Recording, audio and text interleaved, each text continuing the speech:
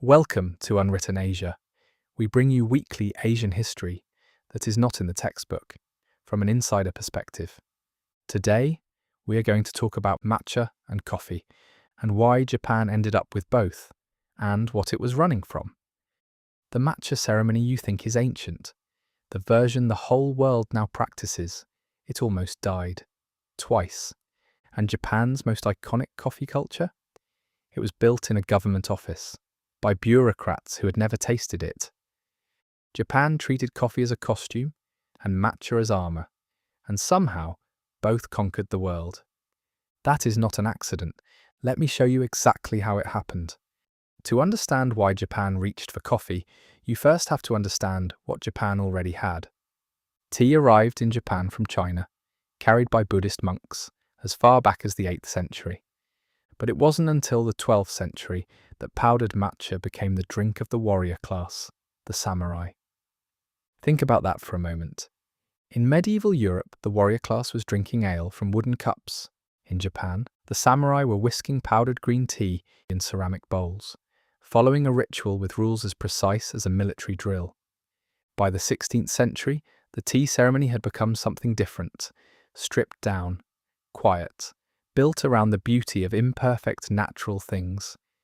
It wasn't about the drink, it was about stillness, presence, a deliberate pause from the chaos of the world. This was not just a beverage, it was an identity. And then in the 1850s, the foreign ships arrived. Here is what I want you to understand, because this is the part that changes how you see everything that follows. When American Naval Commodore Matthew Perry arrived in Japan in 1853, he came with warships. Not diplomats, warships. Japan's government didn't just face a trade negotiation, it faced a question of survival. They looked east, they looked west, they looked south. They watched the Dutch dismantle Indonesia piece by piece, the British extract everything from India and Burma, the French move into Indochina, and Japan made a calculation that was cold, pragmatic, and, honestly, brilliant. If we cannot beat the West militarily, we will become so much like the West that we cannot be dismissed as inferior. This was the Meiji Restoration. Japan's answer to colonization. Deliberate, radical, top-down, starting in 1868.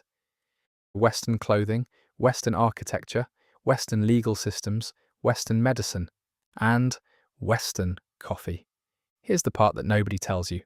The first government-promoted coffee campaign in Japan, the Meiji government actively encouraging citizens to drink coffee as a symbol of modernity, came before most Japanese people had ever tasted it.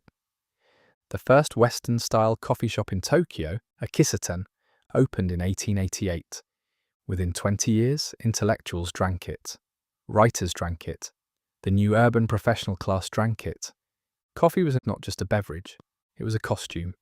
What I find genuinely unsettling is that it worked, and 150 years later, sitting here with a coffee, I still wonder, what would we have chosen if we'd actually had a choice? Now, here is what most people don't know. While Japan was performing modernity with coffee, matcha was fighting back. Not loudly, not with protests, but with something more durable: prestige. When a society modernizes at speed, it tends to fetishize what it thinks it's leaving behind. The tea ceremony became more protected, more formal, more codified, precisely because everything else was changing so fast. Matcha became the counterweight to coffee. Coffee said, "We are modern." Matcha said, "We have not forgotten, but let me tell you how close it came to not making it at all." The first time matcha nearly died, it was the Meiji Restoration itself that almost killed it. When the government abolished the samurai class in 1871, the tea ceremony lost its primary patrons almost overnight. The families who had funded tea masters for generations were gone. Tea schools closed, attendance collapsed.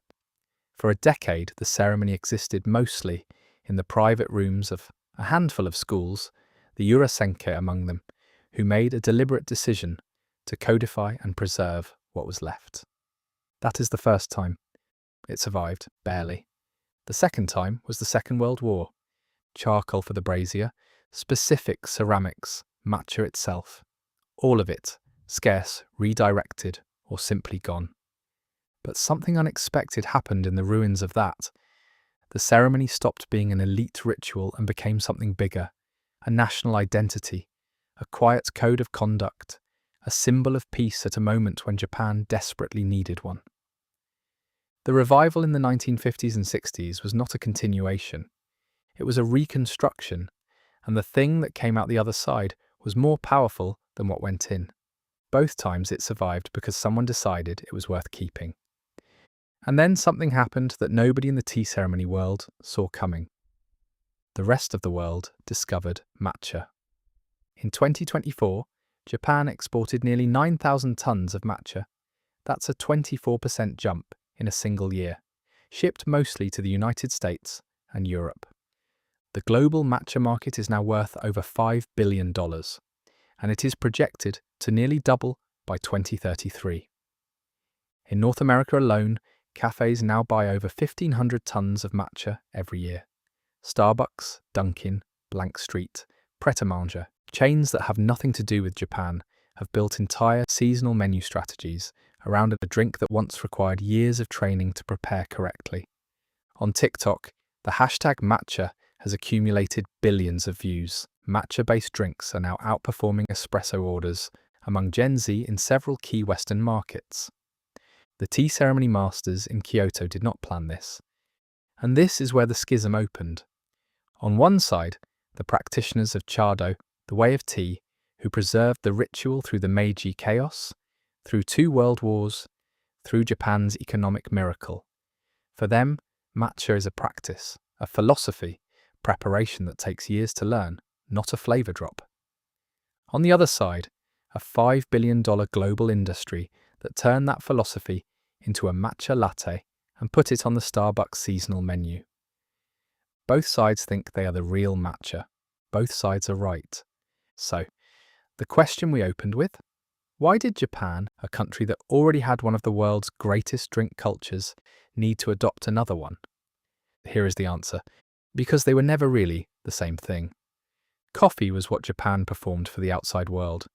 Matcha was what Japan kept for itself, until it decided to export matcha too. Every matcha latte sold in the world right now is Japan performing cultural confidence. Every kissaten is Japan performing modernity. Both are performances, neither is an accident. Japan adopted coffee to look modern and kept matcha to remember who it was, then sold both to the world. Every week, Unwritten Asia covers one more story that Western history missed. Subscribe so you're always the first in your circle to know it. And here is your question for this week. I genuinely want to know. If you're from Southeast Asia or East Asia, what did your country copy from the West and what did it refuse to give up? Tell me in the comments. Next week, we go to Korea. You know fried chicken. You probably eat it. You almost certainly think of it as American. It is not. The version that conquered the world, ultra crispy, double fried, with a glaze that shatters when you bite it. That technique was born in South Korea. And it exists because of a US military base, a cooking oil shortage, and one street vendor who figured out something that Kentucky never thought of. That episode drops next week.